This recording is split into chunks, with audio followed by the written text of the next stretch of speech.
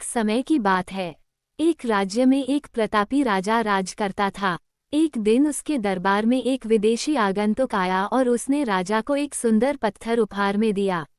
राजा वह पत्थर देख बहुत प्रसन्न हुआ। उसने उस पत्थर से भगवान विष्णु की प्रतिमा का निर्माण कर उसे राज्य के मंदिर में स्थापित करने का निर्णय लिया और प्रतिमा निर्माण का कार्य राज्य के महामंत्री को सौंप दिया।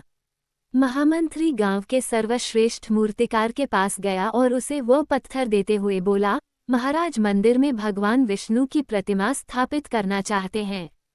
7 दिवस के भीतर इस पत्थर से भगवान विष्णु की प्रतिमा तैयार कर राजमहल पहुंचा देना। इसके लिए तुम्हें 50 स्वर्ण मुद्राएं दी जाएंगी।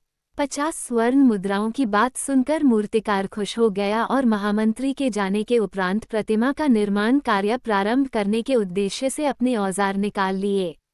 अपने औजारों में से उसने एक हथौड़ा लिया और पत्थर तोड़ने के लिए उस पर हथौड़े से वार करने लगा, किंतु पत्थर जस का तस रहा। मूर्तिकार ने हथौड़े के कई वार पत्थर पर किए, किंतु पत्थर नहीं टूटा।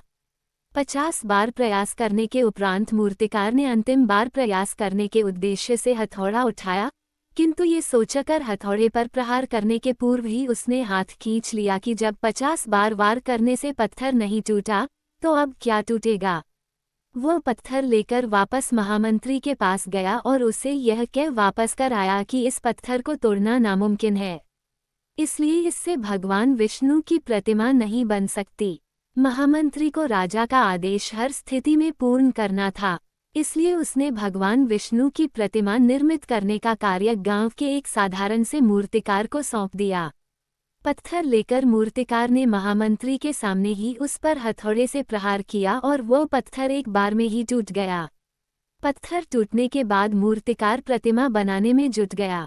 इधर महामंत्री सोचने लगा कि काश पहले मूर्तिकार ने एक अंतिम प्रयास और किया होता तो सफल हो गया होता और 50 स्वर्ण मुद्राओं का हकदार बनता।